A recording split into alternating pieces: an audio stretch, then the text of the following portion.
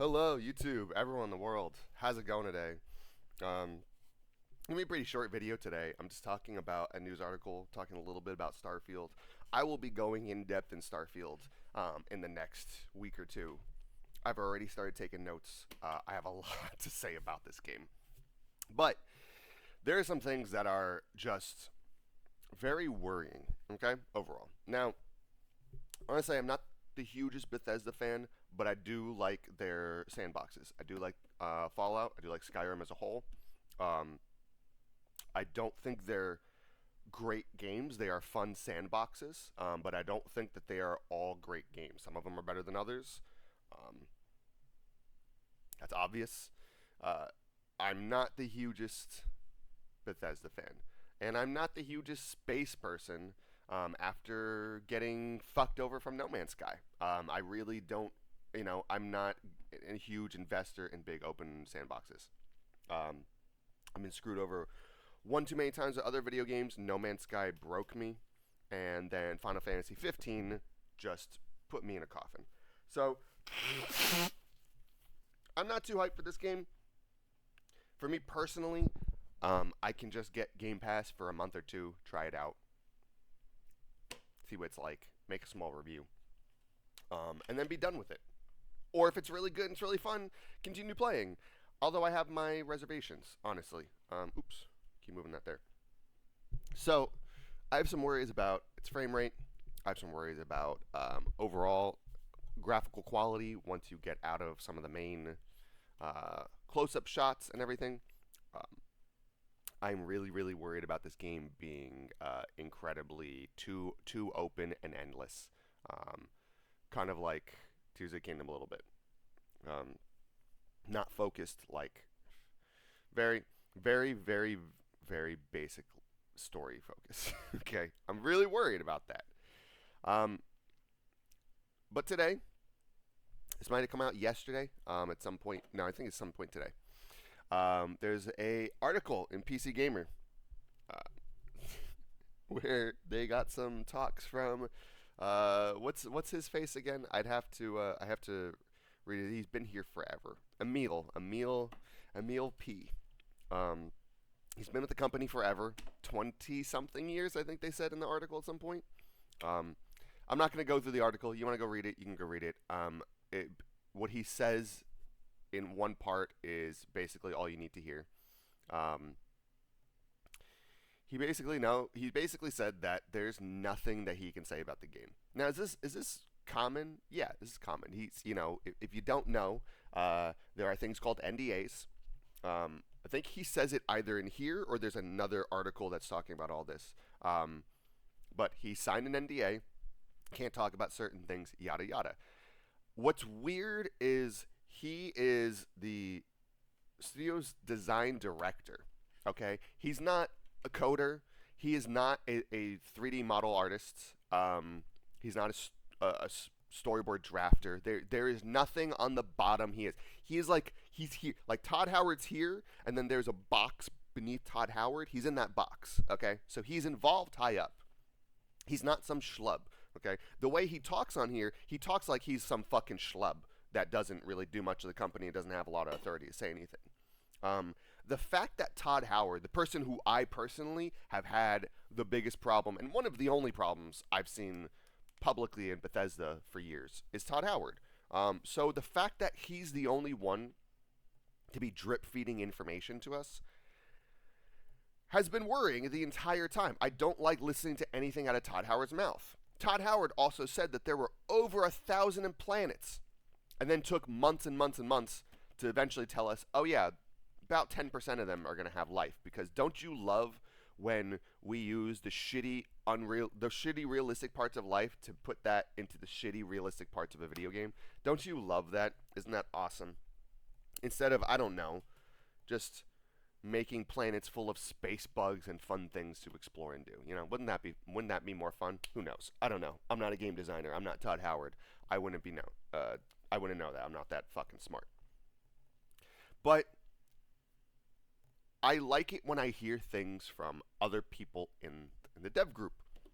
The best thing about Hi-Fi Rush was that 20, 25-minute trailer and that whole thing that they had the day they released it, so many different people talked about the game. The game was coming out that day, the game was shadow dropping, but the reality is Starfield is out in 2 months. Okay? Not even. It's like September 8th or something that it comes out. It comes out in 2 fucking months. The studio's design director cannot talk about things 2 months before launch. This game has been in development for like 8-10 years. This is what Todd Howard has wanted to build from day one. And I'm sorry, we have not seen any substantial gameplay. None. We've seen no substantial gameplay. I want a live stream. I want a 30-minute fucking live stream of him actually doing something on the console right then and there with the current build they have.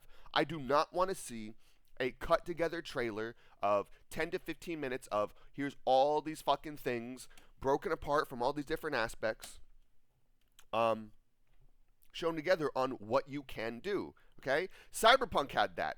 And guess what? If you didn't have a pretty decent PC and you had a PS4, Xbox One, or any of the versions of them, you had a PS5 and you had a Series S and X, you had any of these, you could not play the game really well at all, let alone you really couldn't. I got the game on PS5 a year later and it still crashed it still crashes. It still randomly crashes. I'm sorry. Just having what can I do in my game while not being able to answer a single performance or graphical quality question, that's worrying.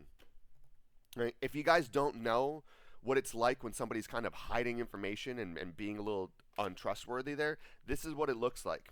We're 2 months, a game that's taken 10 years and less than 2 months from launch, we can't know specific performance questions. They released a PC specs part that they've had all these controversies with AMD lately, and they released a PC specs part that doesn't have like an RTX on it.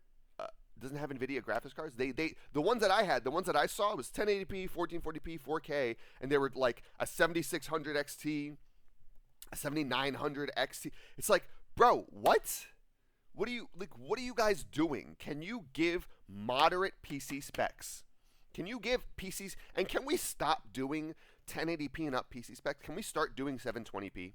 Because a lot of people are going to take 1080p and not be able to play it because they're going to have one or two components there, or same thing at 1440p or 4K, okay? Everybody's got a large scale of things. Can we do 720p and see what 720p is?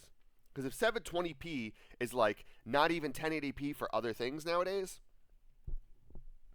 again, this will let people know that, like, hey, I've got a PC around the minimum specs. Can I play 1080p? Probably not. Their specs are usually a little overestimated. Or in the case of something like The Last of Us, is just wrong. Because, yeah, 8 gigabytes is not enough still. No, too tough fucking titties. Yeah, so this stuff bugs me. I'm so annoyed with it. I don't, I'm not gonna take everything that I have as far as Emil has done in Skyrim and Fallout. I'm gonna take all the stuff that he's done. Just leave him. This is not about Emil or his shortcomings as a writer at the studio. But when the studio design director cannot answer more than 99% of your questions less than 2 months before the game's launch, I don't know, man. This is step one where I don't think this game seems like this game's going to be a clusterfuck. Okay? Because really think about it. For all the people who are look, you want to bitch about PlayStation and how they handle their stuff? I bitch about PlayStation in other ways, but as far as it handles their oh no. Where is it? This one. As far as Sony handles their first party studios, they helicopter mom that shit, okay? And you know what? Their stuff comes out working. It's not always in the best shape like a Horizon Forbidden West, but it does not take long to fix. So, Xbox, Microsoft, they have not had a launch this year that is not dog shit. They haven't had a launch. I don't think last year that isn't dog shit. And I'm not including Hi-Fi Rush. That is specifically because of that developer. Microsoft has fucking nothing to do with the way Hi-Fi Rush came out. Okay? Nothing. They have very, very, very fucking little to do with that. Hi-Fi Rush has to do with the developers because every other game that's come out of Microsoft Studios or Xbox Studios, whatever the fuck they're called, every single fucking thing that's come out of them, other than Hi-Fi Rush, has been a nightmare on launch. A nightmare. So, it's the outlier. It's the only exception. Would I rather this be an exception to the rule? I kind of would. I really kind of would. I really don't want shitty launches anymore. I'm just tired of it. I think if something like Starfield launches doesn't work and people can't play it day one, immediately start a petition, get your money back, sue the company. Bethesda keeps doing this. Other video game companies, certain ones like Respawn, are now repeat offenders.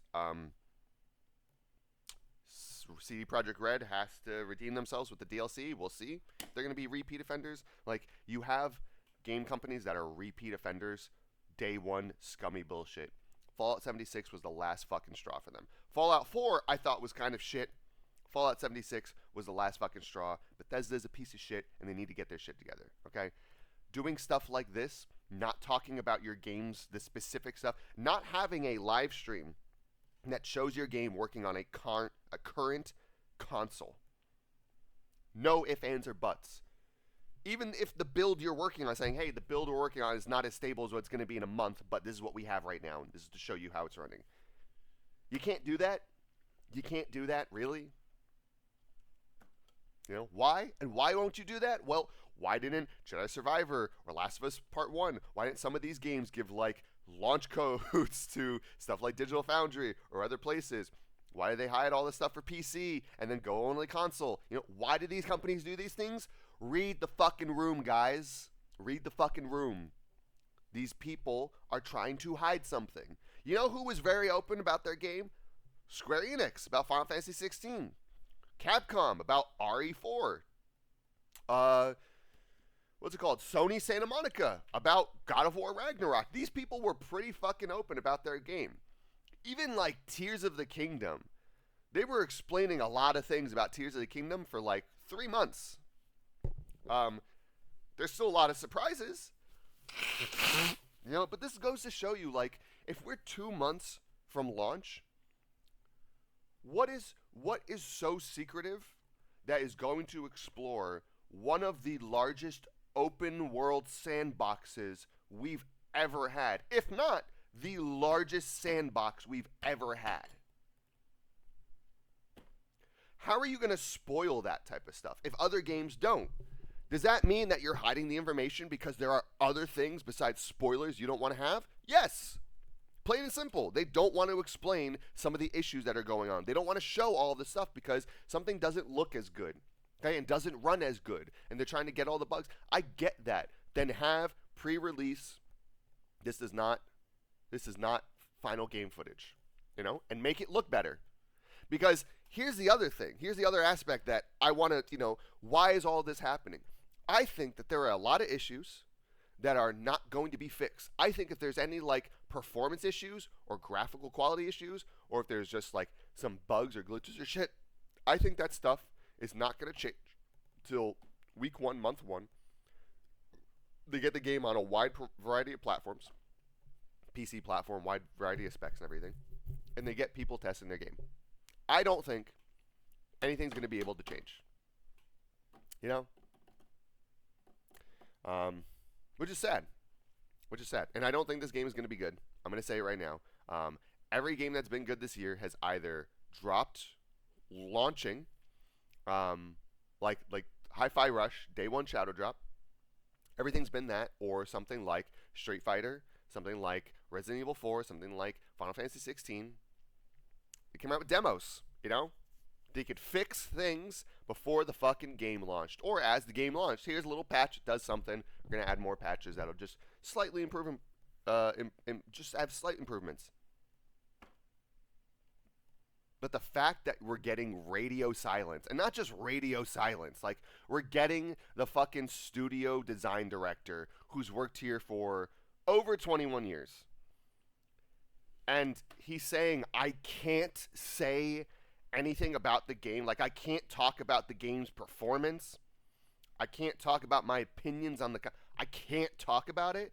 Only Todd Howard's allowed to talk about this, and he's not talking about any of it, and hasn't been for months. Y'all want to be fucking fooled by that shit? Fine. I'm not going to. I think there's something going on here. I think there's shit trying to be hidden because game's not up to scuff. So we'll see. You know, we'll see all this overall. Yeah, my next video, I want to talk about Starfield and Game Pass. This is really the more interesting aspect of what's going on with Game Pass. How is it affecting developers? How do these other situations affect a game's launch, continued popularity on Game Pass, etc. And Starfield's a big one. Starfield is the first Xbox game that I think is really worth talking about this issue that is eventually going to be coming up. So I'll talk to you guys later. Peace out. And yeah, God damn it, Todd.